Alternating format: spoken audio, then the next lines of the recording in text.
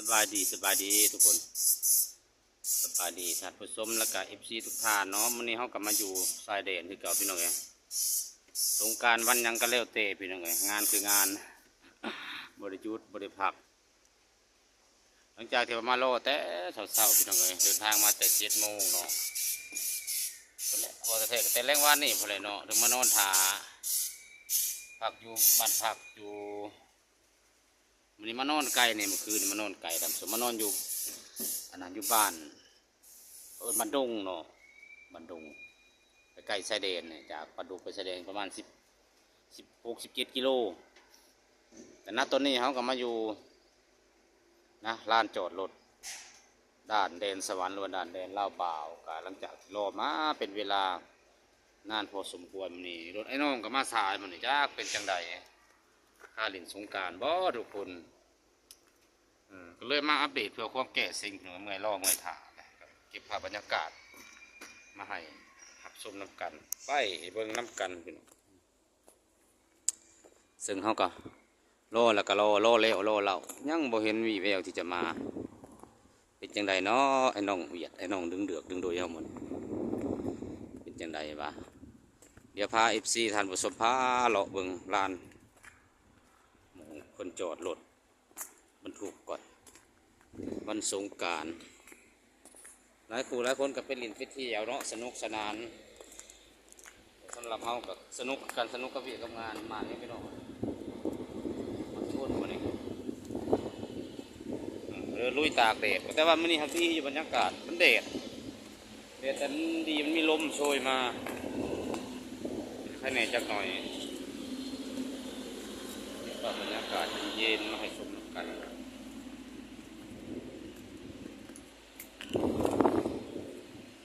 ยังไม่เห็นมาเลยจะหลดทรายอื่นเดินคนเลยซาลุยแดดเดินคนเก็บบรรยากาศมาให้ชมกันนี่ก็จะเป็นบ้านหรือว่ามันเป็นแบบท่อเนาะท่อไตเป็นห้องระบายน้ำจากภูเขา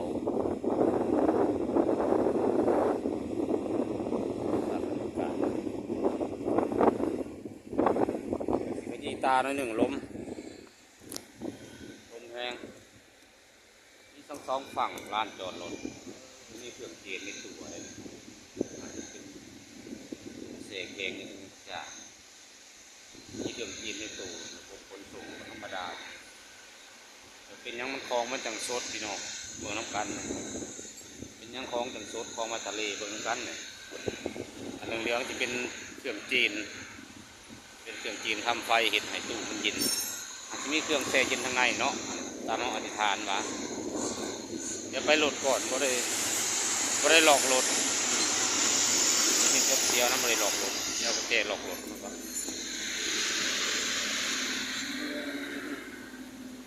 เครื่องจีนทั้งสองคันเลยใส่เก่งเลยยังทุกอย่างเลย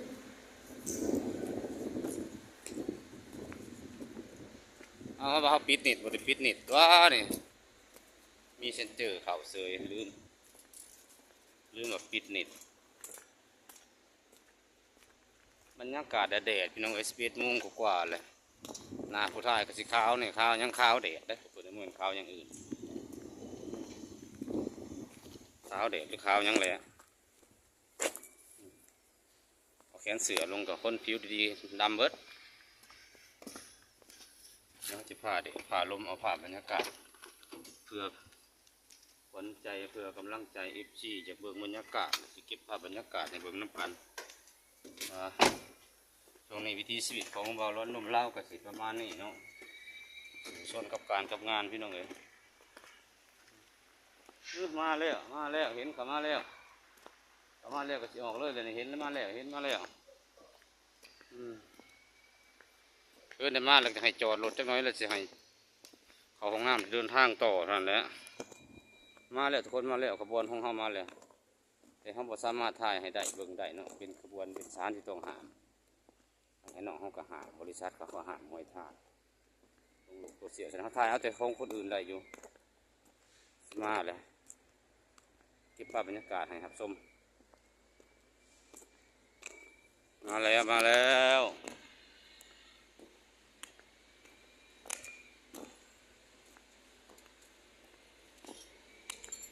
เด็กขนาดเลย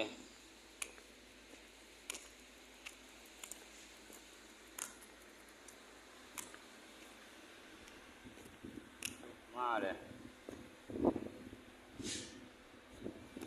เรื่อยลูกต้องวอร์มอยู่หาเลยนะ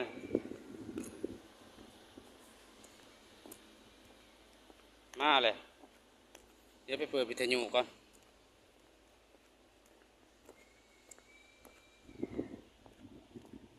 โคตรมาซ่าเหมือนดีนะอากาศมันสีลมแบบห้อนเอาขึ้นมาก่อนโอ้เย่เลยมาแล้วทุกคนเลยหลังจากที่บ่นสู่ FC แล้วประธานผู้ชม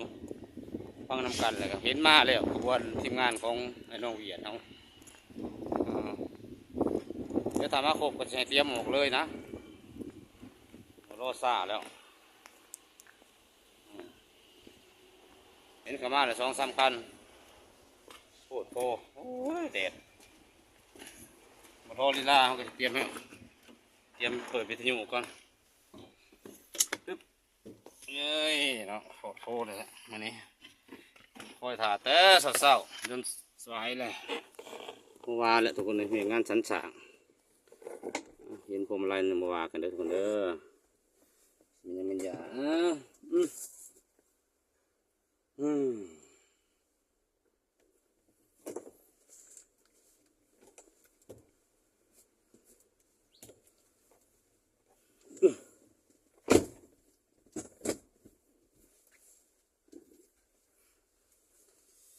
ฮัลโหลกอบได้ยินบ่เขามาครบเลยเตรียมออกเลยเด้อ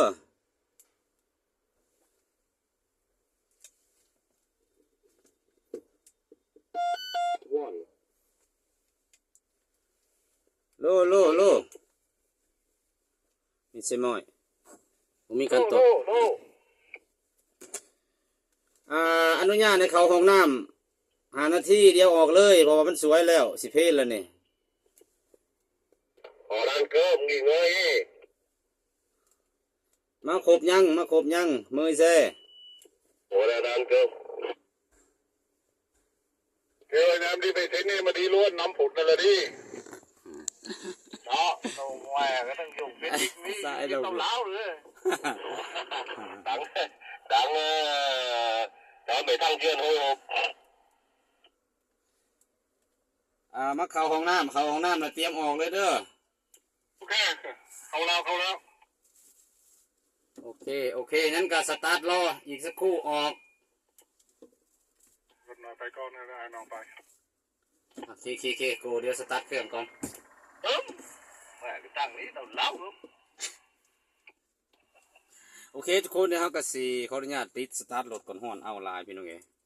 สำหรับคลิปนี้ก็บ่าวแล้วนุ่มเล่าก็สิพร้อมที่จะเดินทางแล้วหลังจากที่ว่าพา Ăn được tâm khảo đấy đi. พาไปชมเดินชมเหมือน